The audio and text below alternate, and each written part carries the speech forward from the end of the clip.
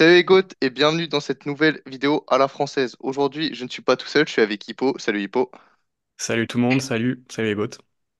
Et aujourd'hui, on se retrouve pour une nouvelle interview. Et aujourd'hui, on a la chance de recevoir l'ancien cycliste professionnel devenu triathlète professionnel, Anthony Roux. Salut Anthony, comment tu vas? Salut à tous, ça va, impeccable, la forme. Bah déjà, merci d'avoir accepté l'invitation pour l'interview. Ça nous fait très plaisir de te recevoir aujourd'hui. Donc, pour t'expliquer, on va faire d'abord une interview classique. Donc, on va faire un petit point forcément sur ta carrière. Après, on va aller aussi sur la fin de ta carrière ainsi que ta reconversion. Et on finira avec ce qu'on a appelé des questions cash. On va te poser quelques questions, tu réponds oui, non, ou selon la question, tu réponds. Et après, si tu veux, tu pourras développer un petit peu. D'accord.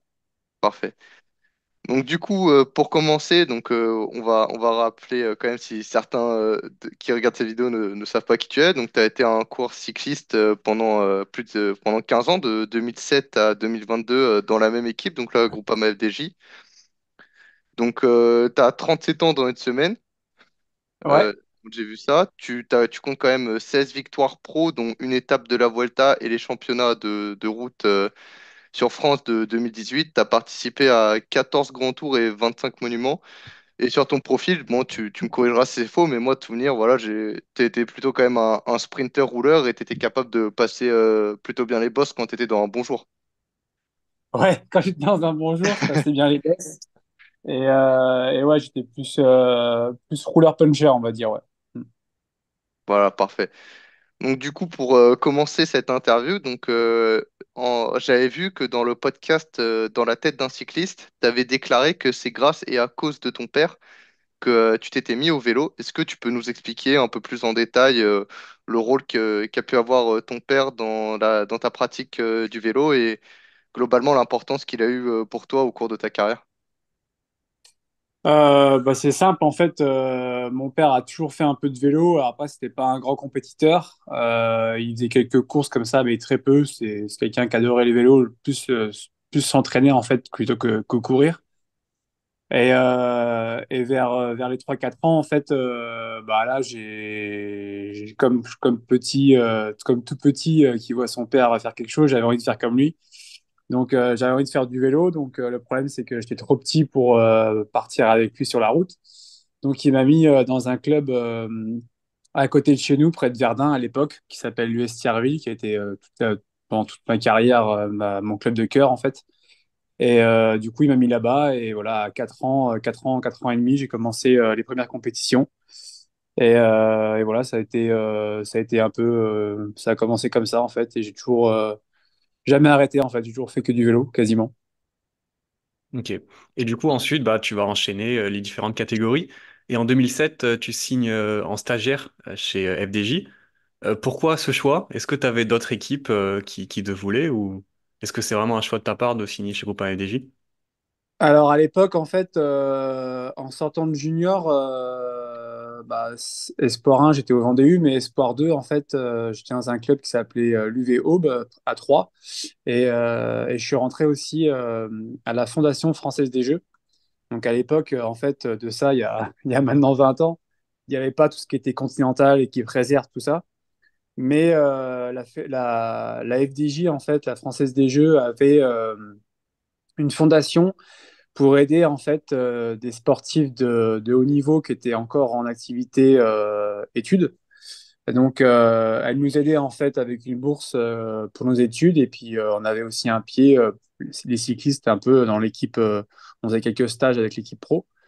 Donc voilà, c'était la fondation, en fait, elle était vraiment axée sur plusieurs sports et un peu plus, il y avait un peu plus de participants, on va dire, au niveau de la fondation. Moi, à l'époque, on était trois, il y avait Jérôme Coppel et Yoann Fredo dans ma génération. Et voilà, donc du coup, ça nous permettait aussi d'avoir bah, voilà, un visuel aussi avec l'équipe pro. On était aussi un petit peu plus regardé que les autres, je pense.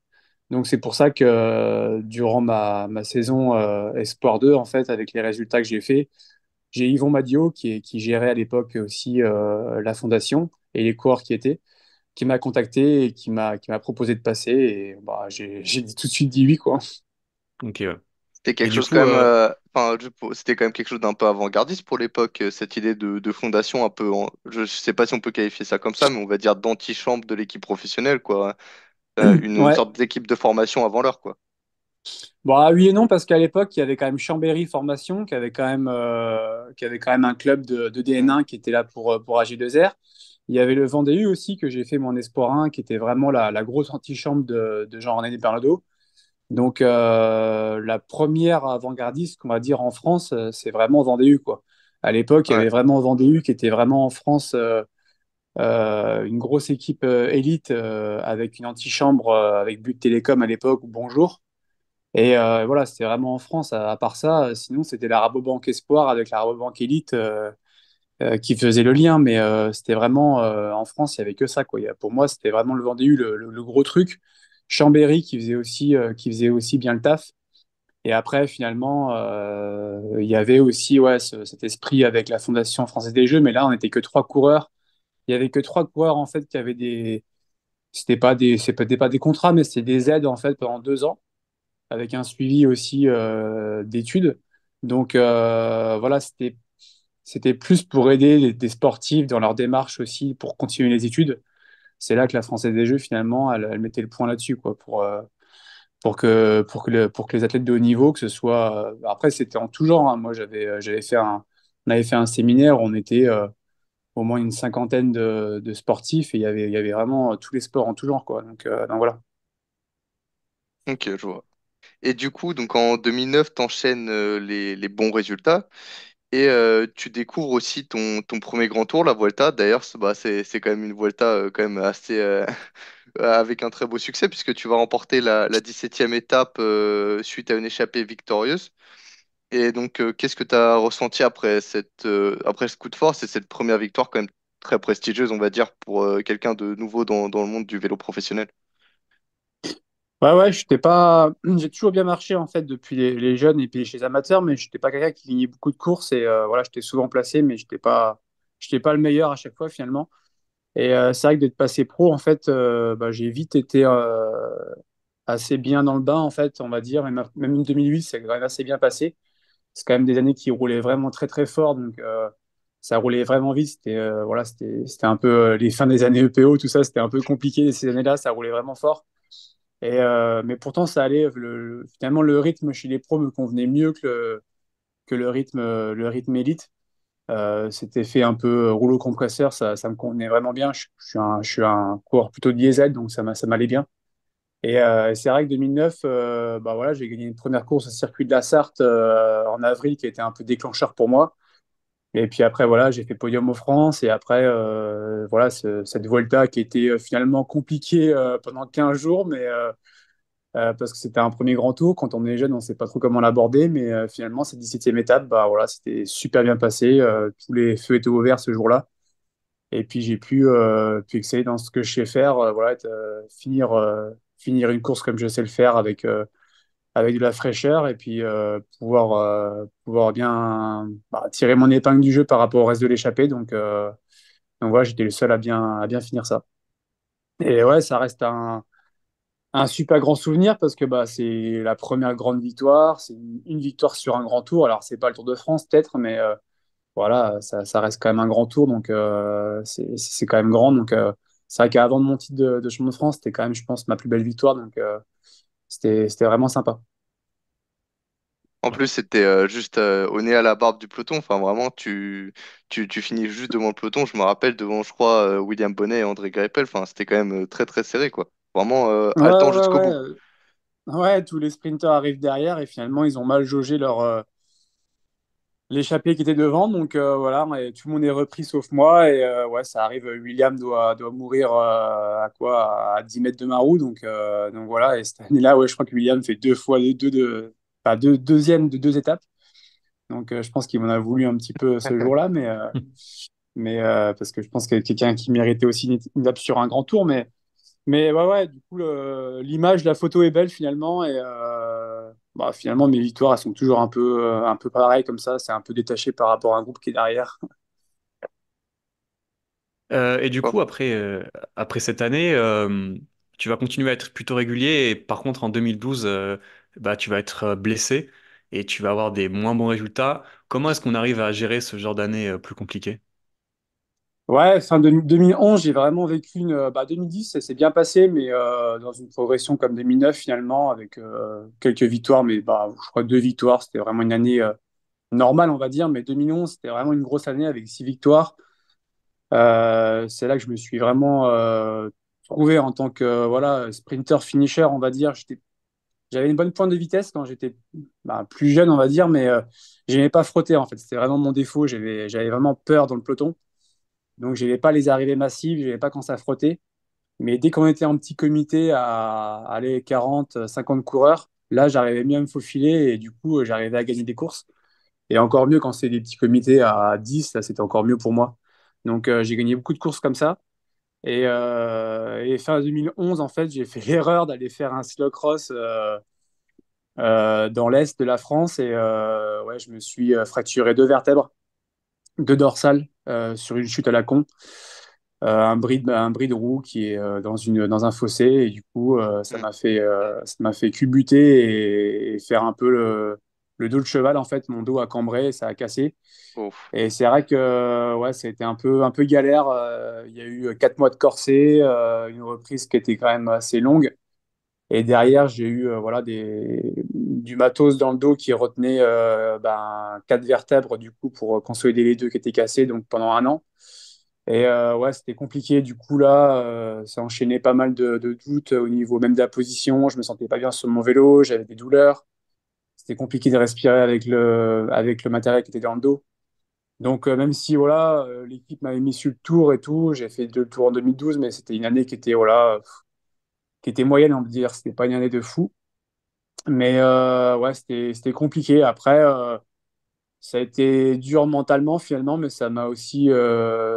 C'était finalement ma première chute, mais qui en a eu plusieurs pendant ma carrière. Mais c'est là que j'ai commencé finalement à chaque fois à me relever plus fort et à apprendre des erreurs comme. Je peux pas dire que ce soit des erreurs, mais des choses négatives comme ça qui arrivent. Et finalement, à chaque fois, je ressortais du positif. Donc voilà, par exemple, 2011, c'était une chute qui était assez compliquée, mais je me souviens qu'à l'hôpital, j'ai dit à ma femme directement, bah écoute, je crois que là, va falloir mettre un premier bébé en route. On a pensé à ça tout de suite, par exemple. En fait, je switchais à chaque fois qu'il m'arrive que j'avais un pépin comme ça, une grosse chute. Je switchais finalement sur un truc positif dans ma vie familiale. Hmm. Et c'est ce qui fait que c'est pour ça que j'ai souvent dit que je regrette finalement aucune de mes chutes finalement parce que ça m'a toujours remis déjà bien bas, ça m'a rappelé qui j'étais et puis ça m'a fait évoluer dans ma vie personnelle. Et voilà, et tant mieux, même si la carrière n'a pas été non plus ce qu'elle aurait pu être s'il n'y avait pas eu de soucis, mais au moins, voilà, j'ai gagné en maturité, alors que si j'avais pas eu ça, je n'aurais pas gagné en maturité, quoi. C'était une manière de garder la motivation, de garder le sourire, quoi. Vraiment de toujours chercher à trouver le point positif. Ouais, j'ai toujours été motivé, j'ai toujours été quelqu'un qui était acharné d'entraînement, même encore maintenant. C'est pour ça que je fais encore du sport à 100%, mais c'est une drogue pour moi, quoi. Je pense que je suis quelqu'un comme Jalabert, comme ça, comme des mecs comme ça, comme Hmm. même si c'est pas une référence, mais comme on voit encore Armstrong faire du sport à fond. C'est moi, je suis un peu comme ça. C'est une drogue, quoi. Franchement, j'ai vraiment besoin et je me cache pas de le dire. J'ai vraiment besoin de me faire mais vraiment du sport à fond, quoi. Du 30-35 heures par semaine. J'ai besoin de faire ça, sinon je suis pas bien. Donc, ça a jamais été. Finalement, les chutes n'ont jamais été compliquées par rapport à ça. J'ai toujours été motivé pour faire du sport et faire du vélo. Mais voilà, c'était plus retrouver finalement. Voilà, retrouver un bien-être physique, c'est compliqué à chaque fois qu'on arrive. On a une simple chute, ça va, mais quand on se casse quelque chose qui est assez important, quand c'est voilà, quand c'est les vertèbres, quand c'est des clavicules, des choses comme ça qui font qu'un peu on est un peu décalé un peu sur le vélo, ben voilà, il faut aussi trouver des solutions. Et moi, je suis quelqu'un qui a besoin aussi de confiance. Et à chaque fois que je chutais, j'avais voilà une chute de confiance et c'était compliqué quoi. Mm. Bah après aussi, donc voilà, tu parleras après cette chute, donc voilà, tu reviens en 2013, tu commences directement avec de bons résultats. Il me semble que tu gagnes directement à Bessèges. Mais on verra aussi que voilà, tu auras surtout un peu moins de victoires que par rapport à tes 3 premières années. Mais en parallèle, il y aura aussi des coureurs comme Thibaut Pinot, Nasser Bouhanni ou Arnaud Démare qui vont se révéler chez FDJ. Donc, comment on gère quand tu as l'éclosion voilà, de jeunes talents comme ça qui prennent du coup de plus en plus de place de par leur talent, de par leur niveau quand même, et même leurs résultats, et comment on gère ça pour aussi, de son côté, malgré ça, essayer de garder un rôle quand même important, à être leader sur certaines courses ou tout du moins avoir sa chance quand même sur certaines arrivées. Ouais, c'est vrai que finalement, je pense qu'une carrière, elle est faite comme ça de plein de portes qui s'ouvrent ou qui se referment devant soi et on a la carrière qu'on a et c'est comme ça en fait. Mais c'est vrai après 2012, j'ai j'ai j'ai- j'ai bien rebondi quand même. 2013, c'était quand même une bonne année, mais après, ouais, j'étais plus aussi prolifique qu'avant. Donc du coup, avec les arrivées aussi de leaders dans l'équipe, avec Arnaud, avec Thibaut, avec Arthur, avec Nasser, on avait des coureurs qui étaient capables de gagner des grandes courses. Et puis moi, j'étais clairement pas capable de gagner comme eux. Donc voilà, je suis rentré dans un rôle de coéquipier pour eux. Et finalement, sur le coup, vu que je voyais aussi que j'étais pas prolifique, ça me convenait bien de travailler pour eux, quoi. Donc, c'est vrai que je suis rentré dans ce rôle-là. Après, c'est un rôle que j'avais pas à 100% dès le début de ma carrière ou que j'ai pas connu tout de suite. Mais finalement, c'est vrai que j'avais ce rôle-là après des chutes ou des moments difficiles. Et finalement, mais après, au fil de ma carrière, à chaque fois, j'ai su des fois revenir sans le vouloir, en fait, parce que je me sentais bien en tant que coéquipier. J'étais pas quelqu'un qui aimait la gloire ou les grosses victoires, même si voilà, je m'entraînais aussi pour performer et ça me déplaisait pas de monter sur un podium. Mais voilà, en fait, ça a toujours été un peu comme ça. Un coup, j'étais leader, un coup, c'est pas que j'étais leader, mais un coup, je gagnais des courses, un coup, j'étais coéquipier, un coup, je gagnais des courses et c'était comme ça un peu toute ma carrière. Mais après, ouais, après, c'était tout simplement parce que aussi, je pense qu'il y a eu aussi un déclic aussi dans l'équipe à ce moment-là où on a réussi à avoir des grands coureurs qui étaient capables de gagner des belles courses, ce qui manquait un peu, je pense, les années d'avant. Et automatiquement, après, voilà, tout s'est focalisé sur eux. On est rentré dans un système un peu comme le faisaient avant les équipes étrangères où on bossait vraiment avec un unique leader, alors qu'avant, on le faisait pas. Moi, je me rappelle les Tours de France, on arrivait à 9. À l'époque, c'était 9 coureurs et voilà, il n'y avait pas de leader protégé, quoi. Je veux dire, chacun faisait sa course. On courait un peu pour espérer gagner une victoire et puis point final, quoi. Alors qu'après, avec des coureurs comme ça, avec des coureurs, avec des sprinters, avec un grimpeur comme Thibaut, voilà, on savait qu'on pouvait être là sur les classements généraux et puis gagner des victoires d'étape. Donc après, il y avait un but précis. Et au fil des années, après, tout s'est bien ficelé et mis en place. Et pour après avoir un truc méthodique dès l'hiver, en préparant des courses bien précisément, avec des coureurs aussi précis. Et voilà, et après, du coup, c'était beaucoup plus, on va le dire, professionnel, quoi. Du coup, et maintenant, c'est encore pire actuellement. Ouais.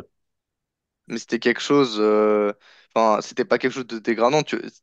T'avais aussi, tu ressentais un certain plaisir quand, par exemple, tu voyais Arnaud Démare gagner une étape ou, par exemple, Thibaut faire un bon classement général. D'une certaine manière, c'était quelque chose aussi de positif pour toi, comme tu avais travaillé pour l'un des deux sur l'étape et c'était une récompense aussi de ton travail, quoi.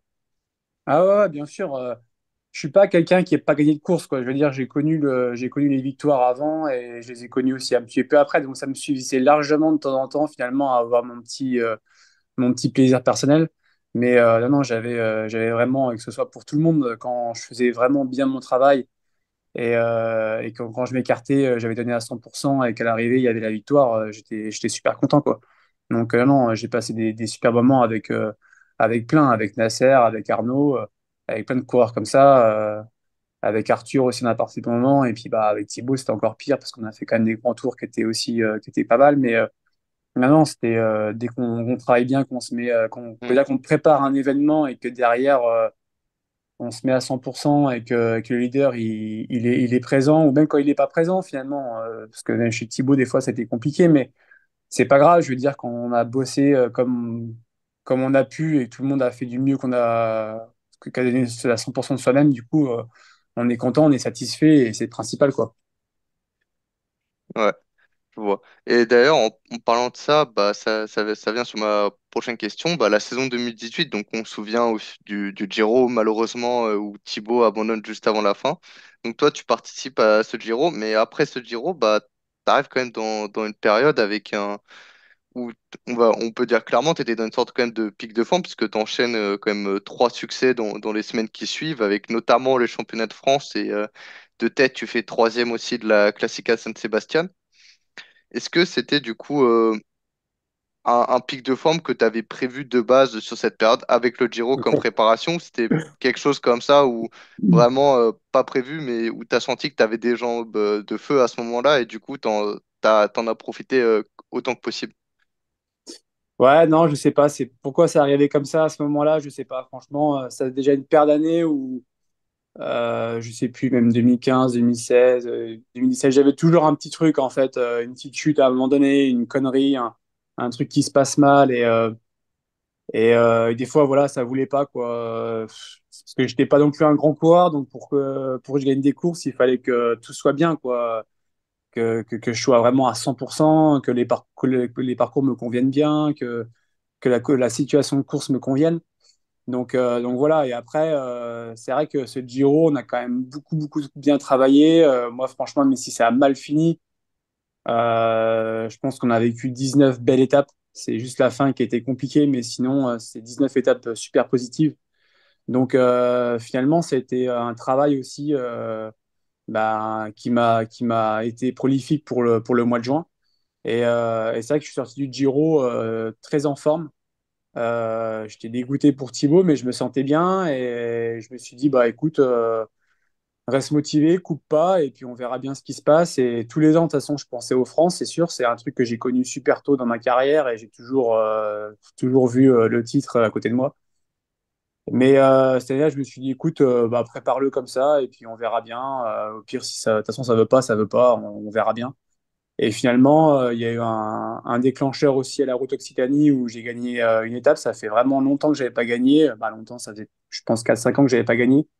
Du coup, ça m'a remis un peu cet esprit aussi de pouvoir gagner des courses parce que des fois, c'est aussi un peu dans la tête. On croit qu'on n'est pas capable de gagner. Et puis voilà, après, je suis arrivé franchement en France avec un esprit qui était libéré, mais la course s'est déroulée sans stress. J'ai fait une course parfaite avec des efforts que je faisais pas avant, qui étaient inutiles, mais je me faisais plaisir. Et puis finalement, le jour a été nickel, quoi. Et même après, le mois de juillet, je me suis dit, bah écoute, coupe pas non plus à fond, prépare un peu San Sébastien, on verra bien. Et puis bah, San Seb, ça s'est super bien passé aussi. Donc voilà, après, ça a tenu finalement juste parce que ça a tenu en août. Après, par contre, quand j'ai plié les ailes pour la fin de saison. Et après, à la fin de saison, je me suis encore recassé la gueule. Donc, du coup, j'ai pas eu de bol. Donc, ça a été compliqué encore pour 2019. Mais voilà, du coup, ouais, pourquoi c'est arrivé à ce moment-là? Je sais pas. Pourquoi en 2018, j'ai eu comme ça 4 mois où ça s'est super bien passé. Je sais pas. Après, ouais, c'est un bout de temps que j'avais pas eu de soucis aussi. Je me sentais bien physiquement. Je me sentais bien dans ma tête. Et du coup, tout tournait bien, quoi. Tout simplement. Et Et est-ce est-ce que t'arrivais en leader ou pas au championnat de France? Ou pas du tout? Ouais, bah, tous les ans, j'étais leader. Je de France, en fait. On Ok. n'était pas beaucoup à être, à part quand c'était vraiment les sprints où il y avait Nasser au début et où après il y avait que Arnaud. Voilà, quand on savait que ça allait arriver au sprint, bah, de toute façon, ça se voyait. On prenait vraiment la course en main et on bloquait la course pour que ça arrive au sprint. Mais quand c'était pas sûr que ça arrive au sprint, généralement, il y avait souvent, bah, quand il y avait Arthur Vichot, c'était souvent Arthur et moi les protéger. Et voilà, parce que bah, même si l'équipe, j'étais pas un grand leader de l'équipe, mais elle savait que sur les France, j'étais tout le temps là, quoi. J'ai rarement loupé un championnat de France où j'étais pas bien.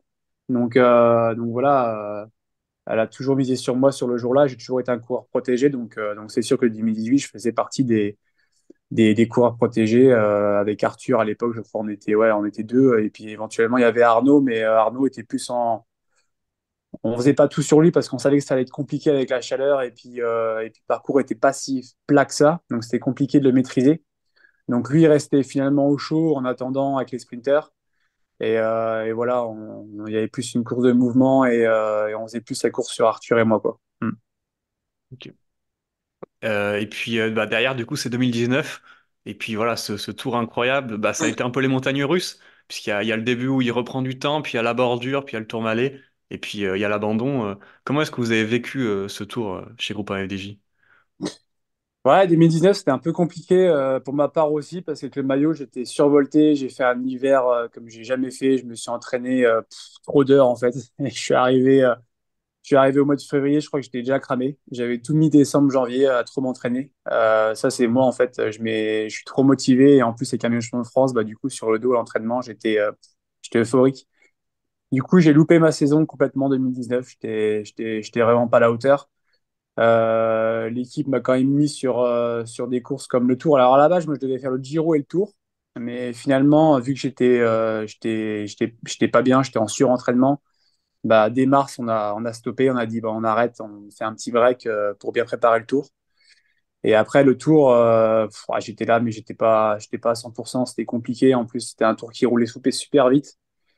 Et on avait beaucoup de pression avec Thibaut. Et puis voilà, il y a eu des erreurs qui ont été faites, des choses qui ont été super bien faites. Et puis Thibaut qui marchait du feu de Dieu. Mais encore une fois, sur un fil à 2 jours près, qui a un petit problème musculaire. Donc voilà, vraiment pas de chance.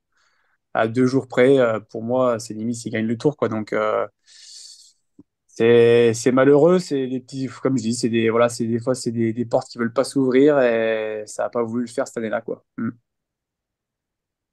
Ok. Et du coup, bah, enfin, tu parlais justement de cette motivation, on peut même peut-être parler de surmotivation, puisque bon, voilà, tu t'étais tellement motivé que tu t'es entre guillemets cramé en décembre, voire janvier à l'entraînement.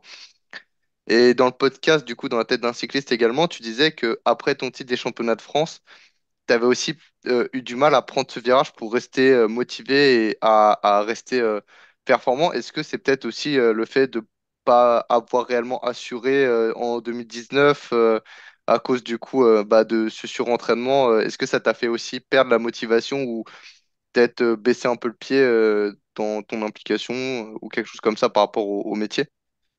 Non, non, non, non, non, bah, au contraire, après, j'ai toujours eu la même implication jusque même maintenant. Donc, non, c'est que quand je disais ça, c'est que, en fait, c'est quelque chose que j'ai toujours touché, mais que j'ai jamais eu le titre de champion de France. Je l'ai connu ça même en cadet, où j'ai fini deuxième.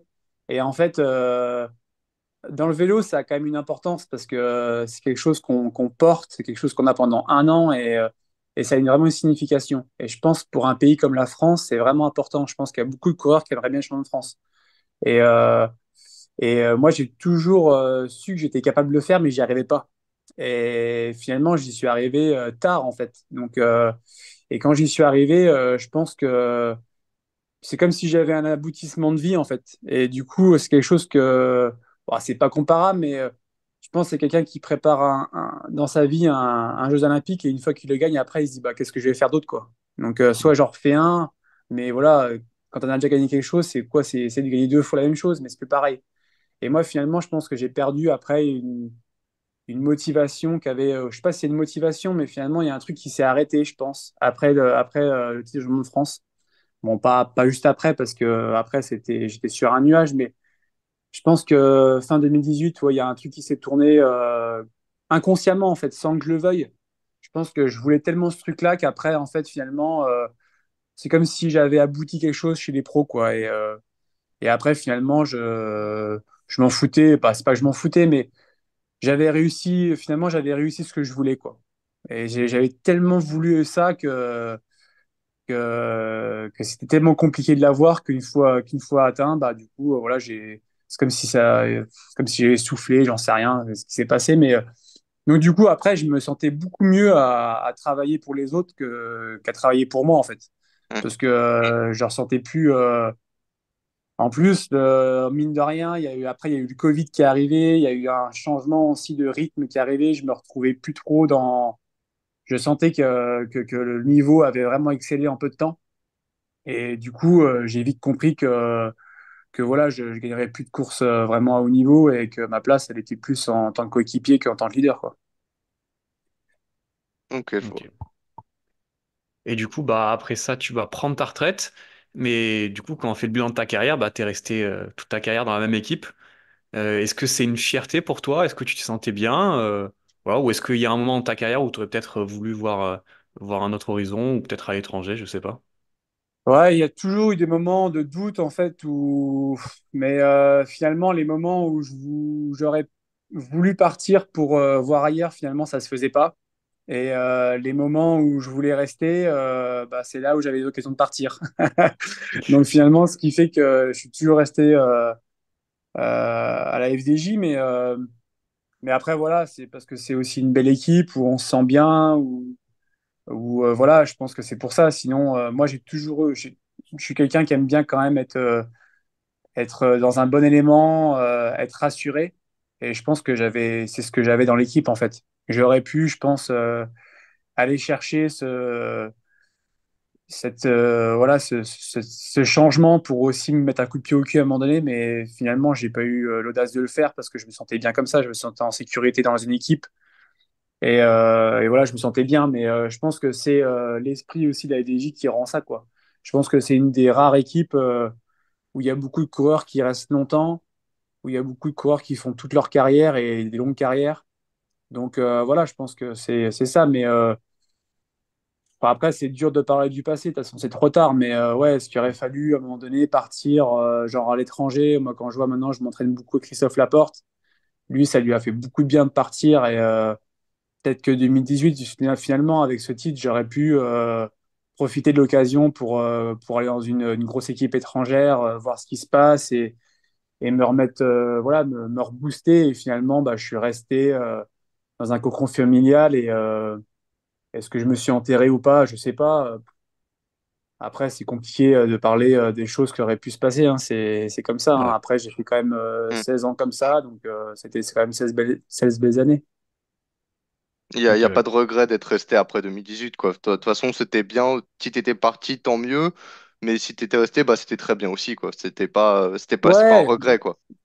de toute façon, sur le moment, au moment des décisions que j'ai prises au mois de juillet-août, je suis resté, donc ça veut dire qu'à ce moment-là, je voulais rester. C'est sûr que là, 5 ans après, c'est tellement loin qu'on oublie aussi ce qu'on a pensé à l'époque.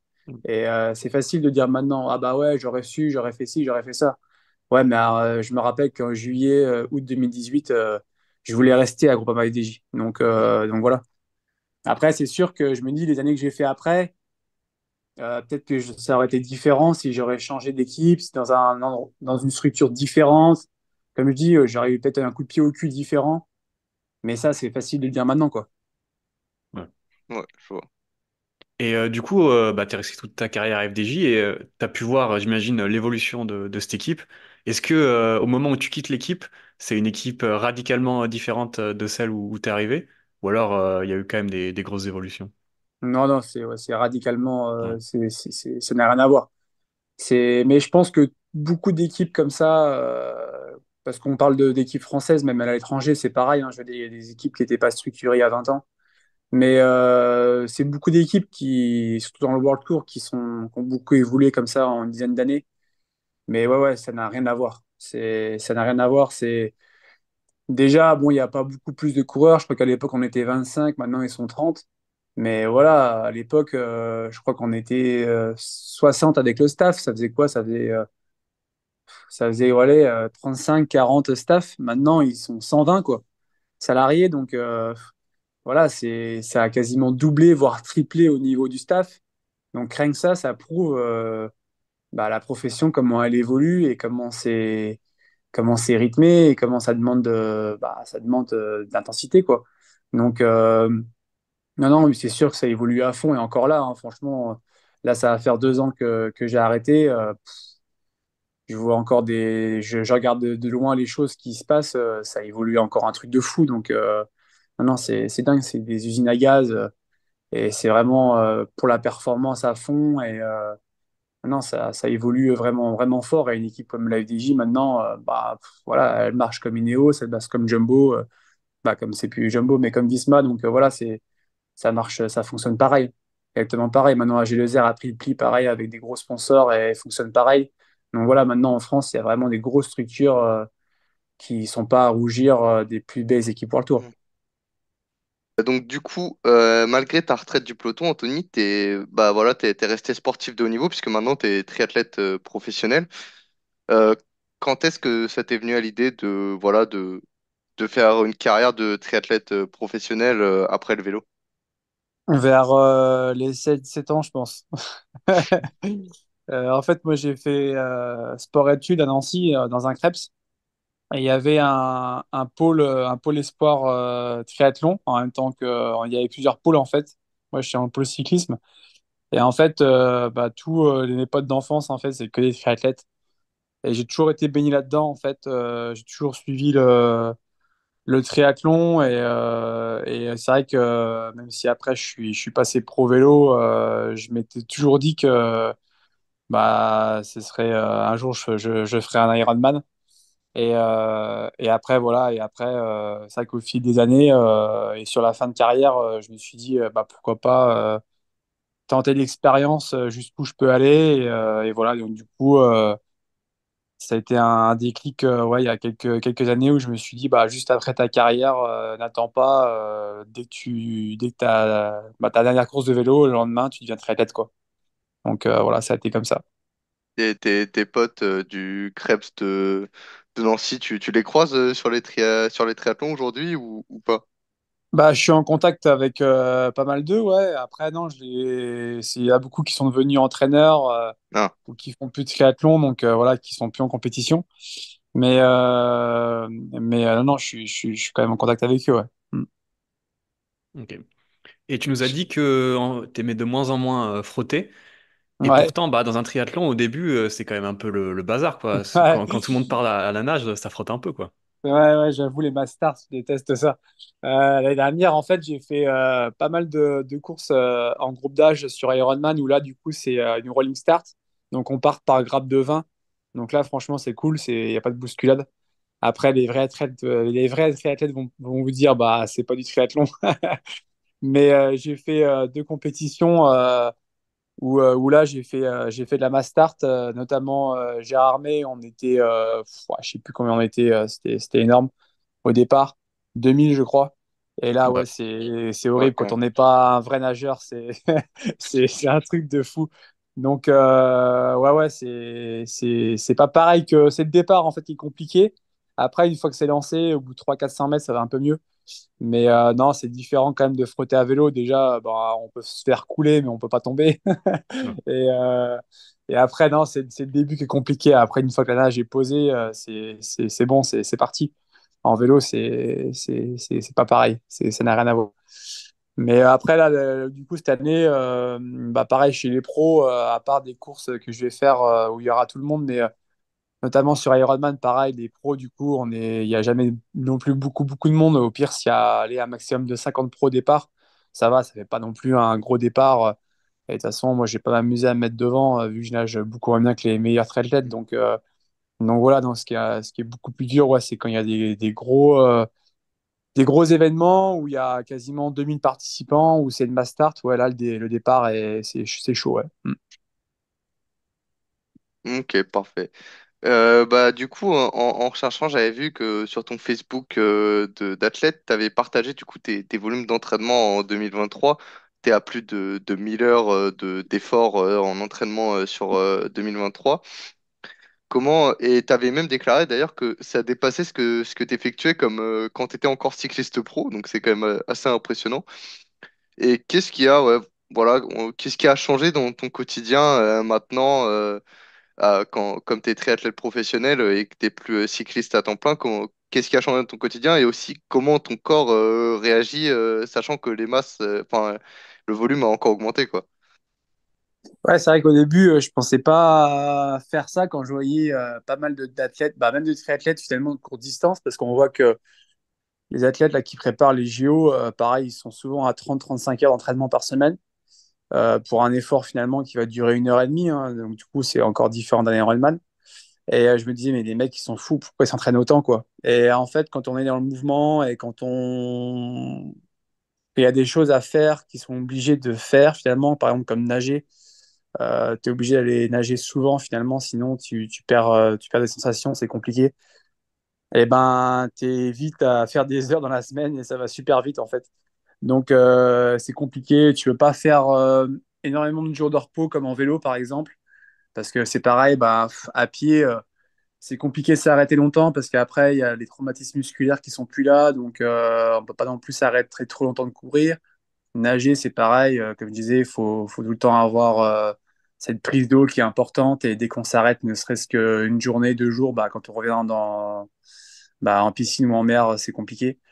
Donc, c'est vrai que c'est complètement différent finalement du vélo, où c'est un sport aussi qui est un sport porté déjà, qui a pas trop de traumatisme, et où du coup, on peut vraiment se faire des plages de récup qui sont beaucoup plus importantes qu'en triathlon. Mais c'est vrai que justement, j'avais jamais dépassé ou rarement, je crois, les 1 000 heures à l'année. Et finalement, l'année dernière, bah, franchement, je pensais vraiment pas les faire. Et finalement, ça s'est fait. Donc, bah, pourtant, j'ai essayé justement de ne pas faire des erreurs que je faisais mes années. Du coup, j'étais surentraîné un peu en vélo. Mais finalement, sur triathlon, on vient vite à des volumes qui sont assez grands, surtout quand on prépare des Ironman où bah, il y a des distances quand même qui sont assez longues à faire. Quand on commence à préparer un marathon et des cours de 180 bornes en vélo, bah, ça fait vite des grosses semaines, quoi. Donc, ouais, c'est assez exigeant. Et je sais plus c'est quoi ta question, comment Comment je ton gère corps ces réagit, volumes. ouais, voilà. Comment ton Ouais, bah corps réagit à ça. c'était un peu dur au début, surtout à pied. Encore, bah, je touche du bois, mais je suis quelqu'un qui a pas eu beaucoup de douleurs au niveau des genoux et tout ça, parce qu'il y a beaucoup de cyclistes justement qui ont du mal à courir par rapport à ça, parce que justement, comme je dis, le vélo c'est un sport porté, donc par rapport à ça, c'est un peu bâtard, parce que dès qu'on vient sur des sports à choc comme la course à pied, ben, le corps est pas habitué. Donc on a fait que du vélo dans sa carrière, ben, derrière, du coup, souvent les chevilles, les genoux, ben, ils acceptent pas. Il y a des cyclistes qui arrivent tout simplement pas à courir parce que sinon ils se font mal. Donc heureusement, j'ai pas eu ce problème-là. J'étais quand même assez costaud au niveau articulaire. Mais ouais, il faut. Finalement, le volume reste entre guillemets à peu près pareil que ce que je faisais avant, sauf que bah, j'ai beaucoup moins de compétition parce que bah, quand on faisait du vélo, bah, c'était quasiment aller entre 70 voire 90, 100 jours de course par an pour les grosses années. Donc bah, déjà, ça fait beaucoup entre guillemets, de jours d'entraînement en moins finalement, parce que une course d'entraînement, finalement, une course finalement, c'est un entraînement qui est pas fait, donc et en plus ça va vite, donc voilà, c'est quelque chose qui est super énergique. Et en triathlon, on n'a pas ça en fait, on a très peu de compétition, donc il faut beaucoup plus d'avoir de jours d'entraînement, ce qui est beaucoup moins stimulant en fait. Et donc c'est ça un peu la différence, je trouve, qui est compliqué, c'est que mentalement bah, finalement, on est à se fixer 5, 6 objectifs dans l'année et autres, bah, on fait que s'entraîner, quoi. Alors après, finalement, ce qu'on revoit dans le vélo, ça commence à se faire finalement. Quand on voit un Van Der Poel, finalement, là, on va arriver quand même mi-avril et il a 5 jours de course, quoi. Donc, alors que tu as des coureurs qui sont quasiment à 30 jours et il va pas aller faire un Giro, tout ça, donc il va arriver fin juin, il n'aura pas non plus beaucoup de jours de course de plus. Donc, c'est un coureur ça se trouve, qui va finir avec même pas 20 jours de course et 15 victoires. Donc, finalement, on va peut-être se rendre compte. Alors, après, tout le monde ne peut pas le faire. On ne peut pas avoir une équipe de 30 coureurs qui font 20 jours de course. C'est pas possible. Mais je pense que moi, c'est pareil quand on revient à ce qu'on disait, les évolutions. Moi, j'ai connu des périodes où on faisait, ouais, moi, j'ai jamais fait, hein. J'étais plus vers les 90-95. Mais on avait des coureurs à la Groupama FDJ, bah, à l'époque française des Jeux, qui étaient à plus de 100 jours de course, quoi. Qui étaient à 100, 110 jours. Et ça, maintenant, ça se voit plus du tout, quoi. Et même, voilà, il y a des coureurs qui courent très, très peu. Donc, finalement, mais à l'époque, on s'entraînait finalement quasiment pas. Bah, quasiment pas. Déjà, 100 jours de course sur 365, Ouais. sachant qu'il y en a 65 où il y a au moins du repos, ça fait plus que 200 jours d'entraînement. C'est un peu, sachant que voilà, la moitié, ça va être de la récup en veille de course ou en lendemain de course. Voilà, ça laisse plus beaucoup de Mm. charge d'entraînement, quoi. Une fois qu'on a passé nos mois de novembre, décembre, janvier à bien bosser, le reste, c'est que des courses, quoi. Et maintenant, c'est plus comme ça, quoi. Donc, Mm. finalement, ouais, il y a des sports. Je pense qu'il y a des sports qu'on à apprendre à d'autres sports, quoi. Finalement, autant le vélo à apprendre au triathlon, et finalement, il y a des triathlètes, finalement, on s'avère que, bah, finalement, on peut être coureur cycliste et faire très peu de jours de course et être performant. Donc, surtout sur des one-shots, hein, un mec comme Van Der Poel, il fait que des courses d'un jour. Donc, en préparant une course, une ciblée, une course d'un jour, même si c'est une course qui va faire 5 6 heures, bah, on peut être le meilleur du monde, quoi. Donc, pas besoin d'aller les faire avant. Avant, c'était impensable de faire Milan-San Remo ou Paris-Roubaix sans avoir fait Tirreno ou, Milan, ou Paris-Nice, quoi. C'était impossible. Il fallait passer par là. Bah, Ouais. maintenant, c'est la preuve que non, quoi. Mm. Donc voilà, pour moi, la différence, elle est un peu là, c'est qu'il y a beaucoup plus d'entraînement, en fait, que de course. Et ça, finalement, mentalement, c'est plus dur parce que la course, c'est stimulant. La course, ça passe vite, c'est des efforts qui sont très bénéfiques tout de suite. 5 heures de course, voilà, c'est un effort qui va être bénéfique pour la suite. Quand on s'entraîne, c'est jamais, des fois, c'est rare de trouver de la stimulation à 100%. On n'est jamais trop dans le challenge avec un adversaire, tout ça, donc c'est différent. Donc, c'est ça, je trouve, qui est un peu plus compliqué dans des sports comme ça, comme le triathlon, où bah, il y a très peu de courses finalement. Et puis après, c'est que des courses d'un jour. Donc voilà, dans le vélo, la chance qu'on a aussi, c'est que c'est des courses d'une semaine, 3 semaines. Et finalement, ça fait un gros globe, un gros bloc comme ça de stimulation bah, du corps qui fait qu'après, du coup, on chope un pic de forme. C'est vrai que c'est dur à comprendre pour certains. On va dire après un Tour de France, on est fatigué. Bah non. Après un Tour de France, une semaine après, on a un pic de forme parce que si on récupère bien de cet effort-là, le corps, il assimile Mm. toute l'énergie qu'on a fait pendant 3 semaines et on est super fort, quoi. Et dans des sports comme le triathlon, ça n'existe pas, ça. On va pas se taper 3 semaines de triathlon, bah, 3 semaines de course. Au contraire, une course, finalement, moi, bah, les triathlons que j'ai fait l'année dernière, après, voilà, j'ai pas le passé de triathlète, donc c'est compliqué pour moi aussi de récupérer d'une course, mais après un Ironman, j'étais mort pendant un mois, quoi. Alors qu'après un Tour de France, j'étais super en forme, quoi. Je rentrais à la maison, franchement, j'étais pas non plus super fatigué. Mm. La preuve, de toute façon, après un Tour de France, la plupart qui sont à Saint-Sébastien, c'est ceux du Tour de France, hein. Donc, c'est la preuve qu'on est fort après un Tour de France ou après un grand tour. Donc, par contre, sur le triathlon, c'est compliqué. Après, je pense que là-dessus, la réponse, ça doit être la course à pied, hein. C'est tellement traumatisant, surtout quand on va sur marathon, sur Ironman. C'est vraiment, vraiment très, très traumatisant et le corps, franchement, il puise. La course à pied, c'est vraiment une chose qui est vraiment traître. Il faut vraiment, vraiment très bien s'écouter et c'est vraiment compliqué à gérer, surtout pour un non-coureur à la base, quoi. Mm. Et du coup, bah, comment tu gères un triathlon? J'imagine que tu mises plus sur le vélo, mais la course à pied et la nage, comment est-ce que tu gères ça? Alors, ouais, l'année dernière, justement, je voulais vraiment trop, bah, déjà, en plus d'avoir arrêté aussi le vélo et de commencer bah, un autre sport, finalement, j'ai rajouté 2 sports, finalement, mais c'est quand même chose de nouveau. J'avais plus envie de nager et de courir que de rouler, ce qui était quand même normal, finalement, parce que je partais sur un truc qui était nouveau, qui était neuf pour moi. Donc, finalement, j'ai délaissé un petit peu le vélo et je me suis aperçu que ma première course, ben, j'avais pas fait un temps vélo que j'espérais.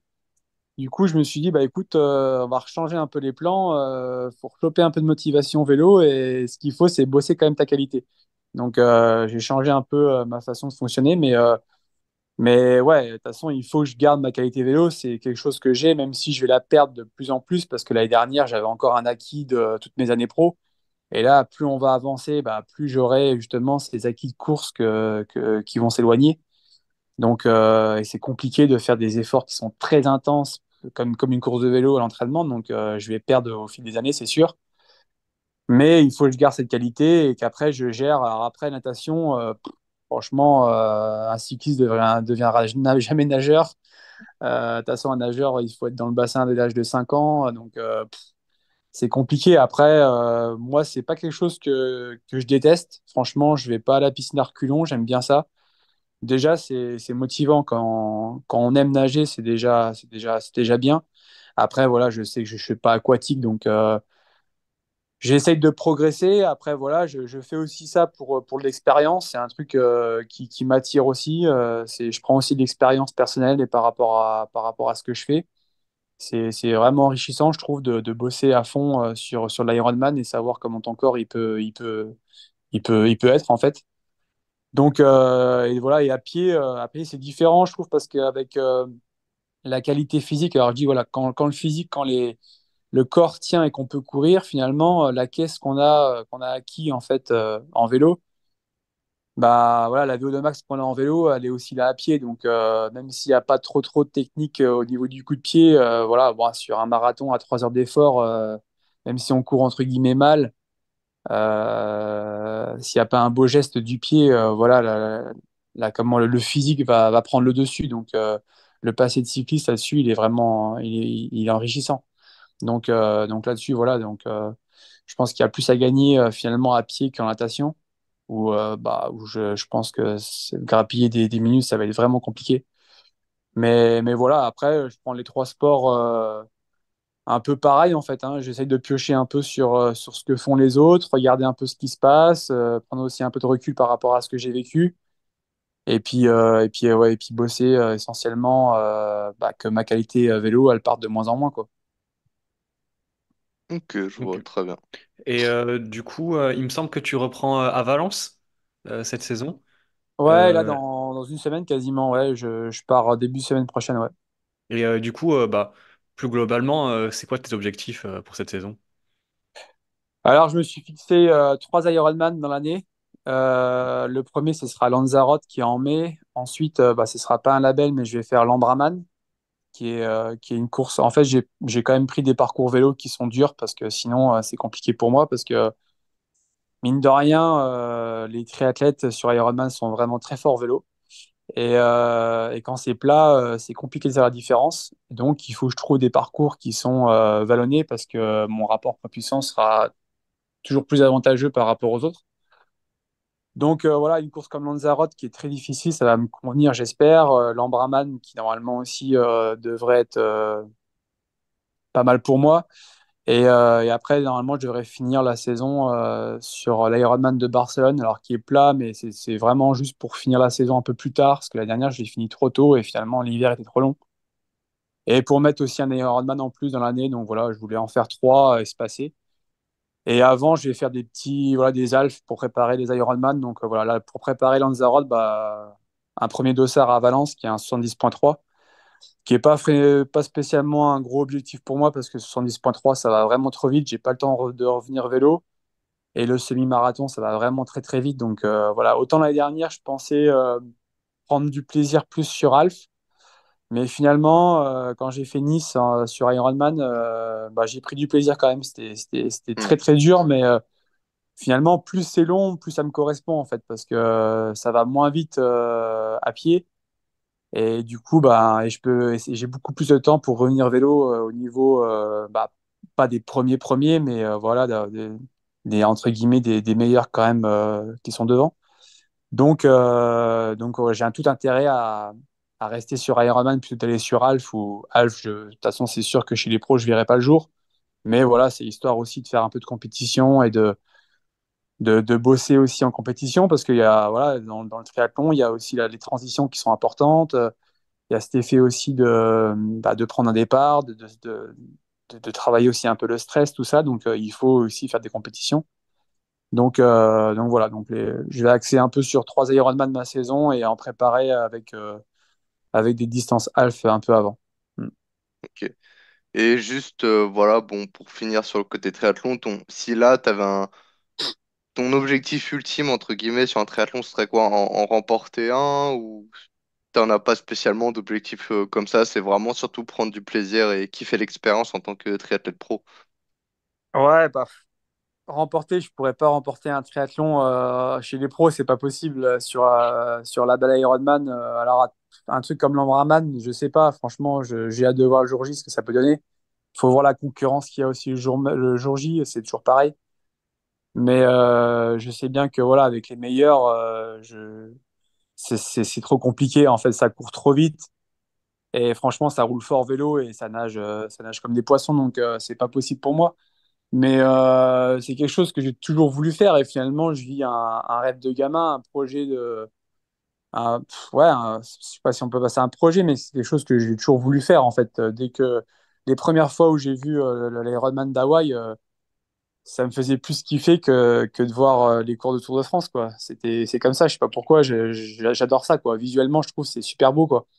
Donc, de pouvoir le pratiquer maintenant et de faire ça à 100%, bah, moi, je trouve que c'est un luxe. Donc, j'ai la chance de le faire, donc bah, je vis ça là pleinement tant que je peux, et puis on verra bien. Après, c'est sûr que on a tous des rêves dans la tête, et d'aller faire un jour Hawaï, ce serait un rêve ultime, quoi. Donc, Hmm. mais aller chercher une qualif pour Hawaï chez les pros, c'est super, super chaud. Surtout que maintenant, c'est tous les 2 ans, parce que maintenant, il y a Nice. Et un an sur deux, c'est Nice. Et Nice, c'est beau, c'est sûr, mais Hawaï reste Hawaï, quoi. Je veux dire, voilà, Hmm. c'est comme quand le Tour de Flandre, tu changes le parcours, ça fait chier, quoi. Ou tu enlèves la redoute à la Liège-Bastogne-Liège, bah, c'est pareil, quoi. C'est plus Liège-Bastogne-Liège. Donc, mine de rien, même si c'est super bien organisé, c'est un beau parcours, il n'y a rien à dire.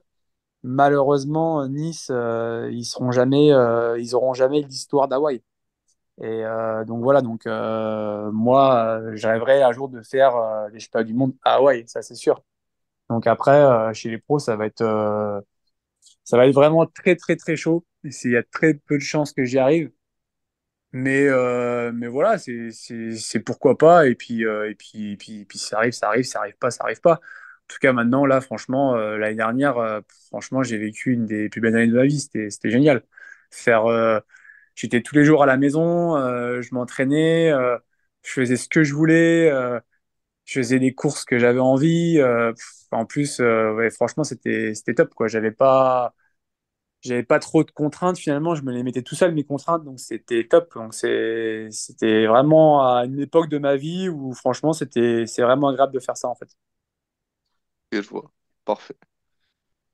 Et du coup, juste une petite question un peu là sur l'actualité.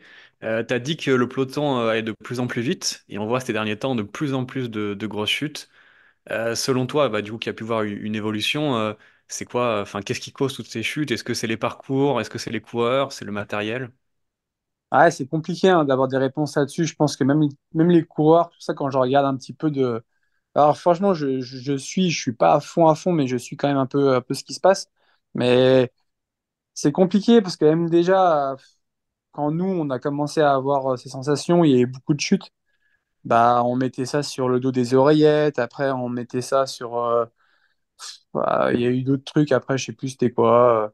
Sur certains médicaments, on pensait que ça allait énerver certains, ou je sais pas quoi, ou endormir certains. Après il y a eu les disques, on a dit les disques, c'est trop dangereux par rapport aux patins. Mais je pense que c'est... Après c'est compliqué, ça fait quand même 2 ans que je suis plus dans le milieu, et en 2 ans il y a beaucoup de choses qui ont évolué quand même, je trouve. Et il y a des choses que je peux pas voir. Mais je pense que c'est une mentalité, tout simplement, quoi.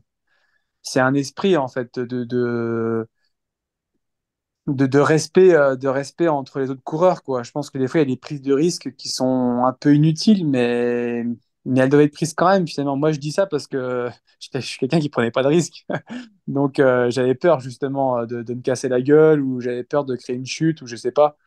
Donc, mais c'est obligé, finalement, c'est un sport à risque. Après, ce qui se passe, c'est que on n'est pas sécurisé, en fait. On a juste un casque qui sert à moitié. C'est pas un casque de moto, quoi. C'est un casque, si on tombe vraiment à bloc, il s'éclate, hein, le truc, hein. Donc, c'est un semi-casque, on va dire. Et puis après, on a des vêtements qui sont pas ils ont pas du tout de protection. Donc dès qu'on chute, c'est compliqué, quoi. Après, des fois, malheureusement, on dit par rapport à la vitesse, mais moi, je me suis toujours fracturé des choses quand je tombais à 2 à l'heure, quoi. C'est vraiment des chutes lourdes. Généralement, quand on glisse, on se fait mal, mais on enlève que le vernis, comme on dit, quoi. C'est vraiment que de la bobologie, quoi. Alors, ça fait mal sur le coup, mais on se casse rien. C'est quand il y a un choc, quoi. Là, on a vu aux Pays-Bas, par exemple, voilà, il y a la chute, et en fait, c'est au moment où il tape quelque chose, où là, il y a le choc, et là, ça casse, quoi. Quand on glisse, généralement, s'il y a rien qui nous arrête, on va pas se faire mal. On va juste avoir des gros bobos et puis des grosses brûlures. Mais quand il y a des gros chocs, ouais, c'est là que. Donc après, la vitesse, moi, je pense pas, franchement. ça veut rien dire, hein. Des fois, ça va vite dans les descentes depuis des années. Et puis, la vitesse, c'est la façon de courir aussi maintenant. C'est pas, des fois, on dit les vélos, tout ça, par rapport à des années, ça va plus vite. Mais les courses avant, elles étaient beaucoup plus posées. Moi, au début de ma carrière, l'échappée, elle prenait du temps. Le peloton, ça discutait. Là, maintenant, je parle avec des anciens pros, ils me disent on discute même plus dans le peloton, on n'a pas le temps de discuter, c'est pas possible. Une fois que le départ est lancé, on parle avec personne. Ouais, putain, et nous, des fois, moi, je suis peut-être 1 heure dans la course à parler avec des mecs, quoi, et parler tranquillou, quoi, de parler de tout et de rien, quoi. Et là, maintenant, ça n'existe plus, quoi.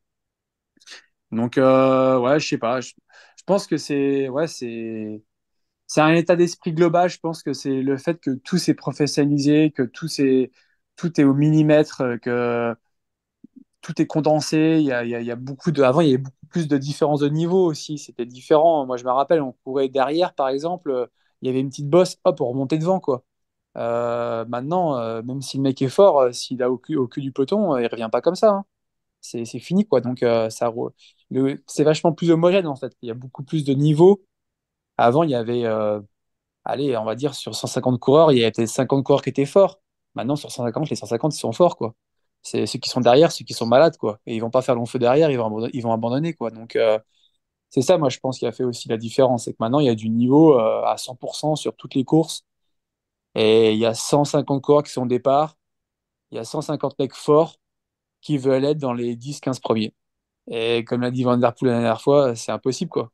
On peut pas mettre 150 coureurs à la place de 10 mecs, quoi. C'est trop petit devant, quoi. Donc, c'est mathématique. Donc, Mm. alors qu'avant, il y avait 150 coureurs, mais il y en avait 50 qui voulaient faire la course. Il y en a qui étaient là comme ça, on leur demandait rien. Puis même quand je disais par rapport aux esprits d'équipe, aux mentalités, au fait de faire une course, avant, il y a 15 ans de ça, il y a des coureurs, on leur demandait rien, quoi. Ils étaient pros, mais on leur demandait pas grand-chose, quoi. On leur disait pas, faut que tu fasses ci, ça, faut que tu protèges le mec là. Non, les mecs, ils faisaient leur course et puis basta. On leur disait, bah écoutez, faites du mieux que vous pouvez, quoi. Et puis la course, en fait, elle se faisait un peu, un peu plus humainement, en fait. Il y avait un peu de, c'était les coureurs qui allaient créer la course. Maintenant, la course, elle est dessinée la veille dans le bus, quoi, au briefing, quoi. Il y a des coureurs, et les DS, ils vont dire, voilà, toi, tu vas faire ça, ça, ça, ça, ça. Et il y a quelques équipes qui mettent ça en place, et puis c'est du tableau noir, quoi. La course, généralement, elle se passe comme ça, quoi. Donc, c'est beaucoup plus structuré, en fait. Il y a un truc qui est mis en place. Donc, pour ce truc qui est mis en place, après, s'il faut le garder en place, justement, il y a la tension qui se crée, et le coureur, justement, qui a une mission à faire, bah, il va à la guerre, quoi. Sinon, son contrat, à la fin de l'année, il l'a plus, hein. Donc, alors qu'avant, c'était pas ça, en fait. Avant, il n'y avait pas spécialement de mission, on mettait pas de pression comme ça par rapport aux coureurs. Parce que je pense qu'il y avait pas il y avait peut-être moins de pression par rapport aux sponsors, par rapport aux résultats, tout ça. Et du coup, c'était beaucoup plus fluide, tranquille.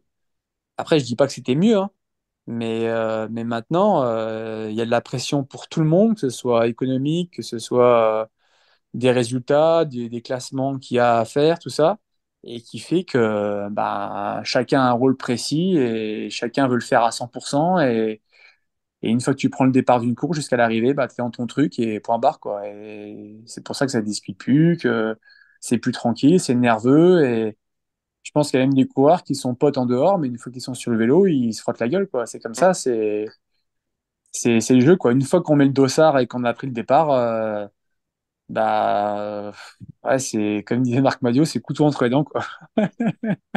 C'est, et c'est ce qui fait. Alors après, je pense que moi, de ce que j'ai vu, même Prudhomme, quand je l'ai vu, j'ai plus à quelle course répondre à ça, il avait même pas les réponses en fait. Il disait, bah, on va voir ce qu'on va faire, mais je pense que personne n'a les réponses à ça.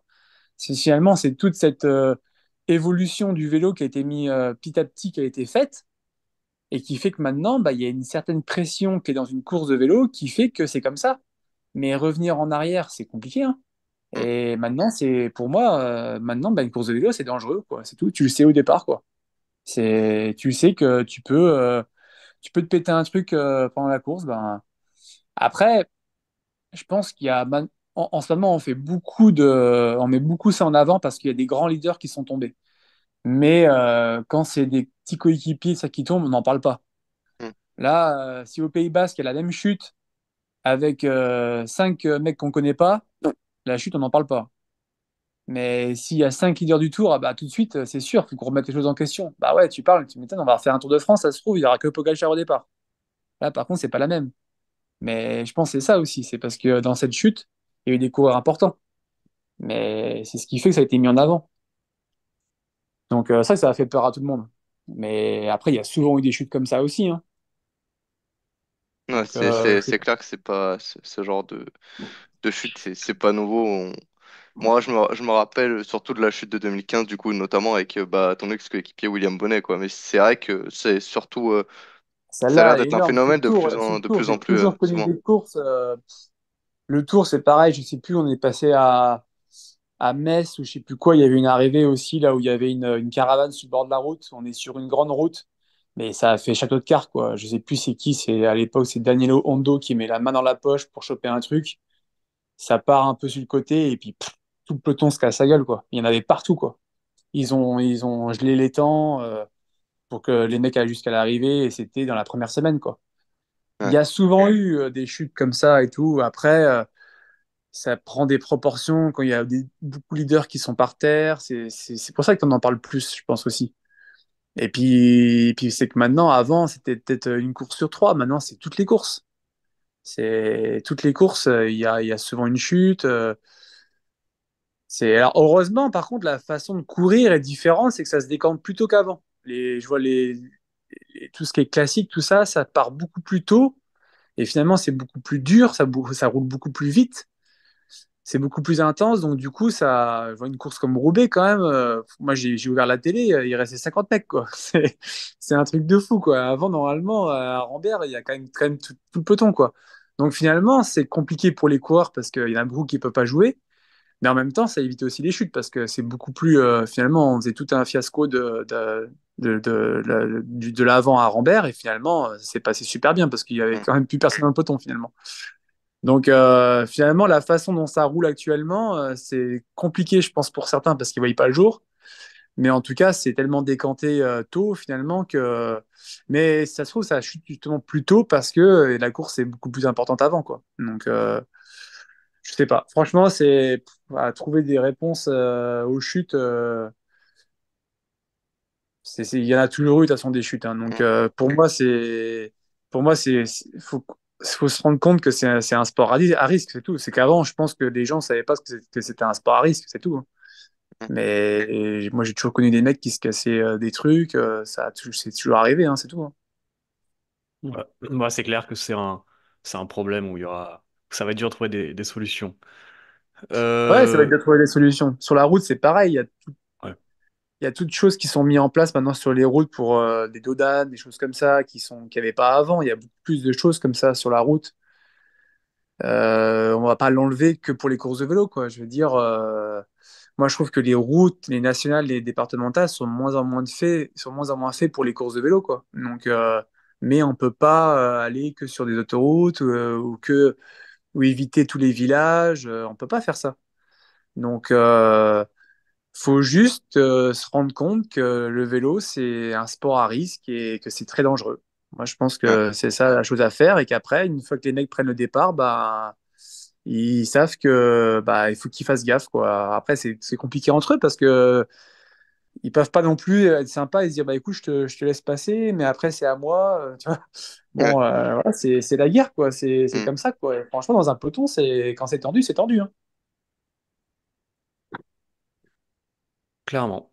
Bah, je pense qu'on va pouvoir terminer avec rapidement les questions cash. Donc, c'est des questions rapides où, voilà, où tu peux répondre par oui ou par non ou avec un seul mot des sortes de tu préfères. Alors, envisages-tu de revenir dans le peloton, par exemple dans le staff d'une équipe cycliste professionnelle? Ah, pourquoi pas? Une course que tu aurais aimé avoir à ton palmarès? Bon, Liège-Bastogne-Liège, Titre de champion de France ou étape de la Vuelta? titre des champions de France. Triathlon ou cyclisme? Ah, maintenant, c'est Athlon. Natation ou course à pied? Ah, ça dépend des jours. L'arrivée de Netflix dans le cyclisme, c'est une bonne nouvelle ou pas? Je m'en fous. Ironman ou Tour de France? Iron Man. Et pour finir, si tu devais retenir une chose de ta carrière, ce serait laquelle? Ah, il y en a trop. Je sais pas. Il y en a trop. Il y en a trop. Joker. Ouais. Allez, Joker. Bon bah merci beaucoup en tout cas Anthony pour cette super interview. Ça nous a fait très plaisir de te recevoir et ça a été super intéressant de t'interviewer. Donc encore merci à toi pour avoir accepté l'invitation. Pas de soucis, c'est gentil, super. Merci à vous. Et bon bah c'est la fin de la vidéo. Donc on se retrouvera, on espère bientôt pour d'autres interviews et voilà. À bientôt les gars, salut! Salut!